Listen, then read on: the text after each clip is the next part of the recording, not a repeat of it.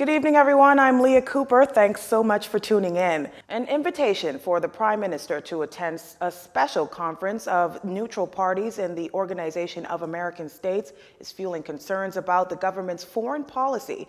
You see, last month, the Bahamas, much like powerhouses like the United States, threw its support behind Venezuela's opposition leader, Juan Guaido, as the self-appointed interim leader, pushing aside the country's president, Nicolas Maduro. Former Foreign Affairs Minister Fred Mitchell noted that such a move went against CARICOM's consensus on the matter. Still, the Prime Minister noted in a letter last week that the Bahamas remains committed to the principles of non-intervention, peaceful dialogue, Pacific resolution of disputes, democracy, the rule of law, and the protection of human rights. He further stressed that establishing a timetable to implement concrete measures to end political instability in Venezuela and address the well-documented human suffering of its people must be the conference's primary objective. But to Senator Mitchell, it appears the country's foreign policy is mixed up. On one hand, he says the Bahamas interferes with the internal affairs of another country, and on the other, it notes that it doesn't believe in doing so. Mr. Mitchell chalked it up as a pathetic state of affairs. Well, as anticipated, the government has filed a notice of appeal against the acquittal of former Progressive Liberal Party MP and Public Hospitals Authority Chairman Frank Smith. As many of you are aware, Smith was accused of bribery, attempted extortion, and extorting $60,000 from Magic Touch Cleaning Company owner Barbara Hanna, having awarded her a contract to clean the critical care block of the Princess Margaret Hospital. After endless testimony from numerous witnesses and adjournments, Chief Magistrate Joyanne Ferguson Pratt on Friday agreed with the defense's no submission case, and Mr. Smith walked free. Fast forward to the 4th of February, and 6 grounds of appeal have been laid out. 1, that the learned magistrate took extraneous matters into consideration. 2, that the evidence was wrongly rejected or inadmissible evidence was wrongly admitted by the magistrate, and that in the latter case, there was not sufficient evidence to sustain the decision. 3, that the decision was unreasonable or could not be supported having regard to evidence. 4, that the decision was erroneous in point of law.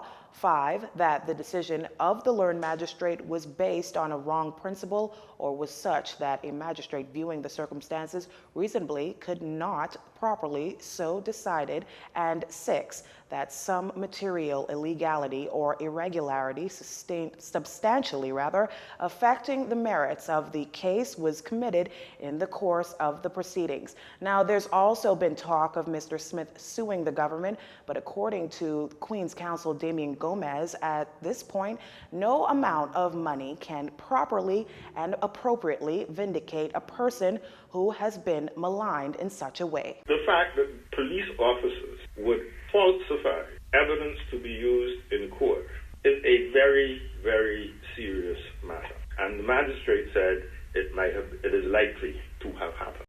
Meantime, serious charges levied against criminal justice system intricately involved in the Frank Smith extortion and bribery summary trial. Former State Minister of Legal Affairs, Queen's Counsel Damian Gomez, has drawn several damning conclusions coming out of that case. One of them, that the criminal justice system has been corrupted. First of all, he had no business interfering in a police matter. Had the Commissioner of Police send the Assistant Commissioner of Police to him. He used his phone in his office to call Barbara Hanna, and he made the introductions between the Assistant Commissioner and Barbara Hanna. It is my position that the Minister should have spoken to the officer in charge of the Royal Bahamas Police Force, who is the Commissioner of Police, and enabled the Commissioner of Police to do his job, which is to superintend the men who are answerable to him. Mr. Gomez reasons that at the very least there ought to be an inquiry into police practices sooner than later. Now, in the wake of Mr. Smith's acquittal have been calls for heads to roll for Attorney General Carl Bethel, Health Minister Dr. Dwayne Sands, and National Security Minister Marvin Dames to either resign or be fired.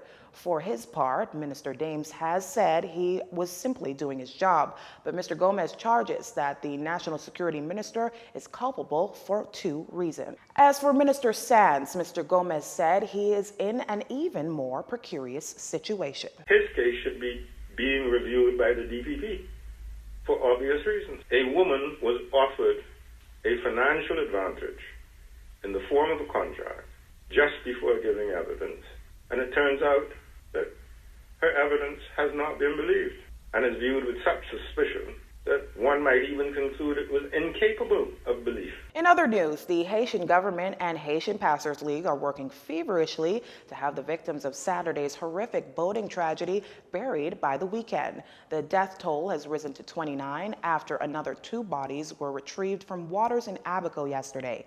Officials say one of the bodies was found near the wreckage, the other near the entrance of the harbor. Among the dead is the boat's captain. The 18 survivors have been turned over to police and immigration officials and are being housed on the island. You're watching JCN News. Stay with us. This segment of the news was brought to you by Alive.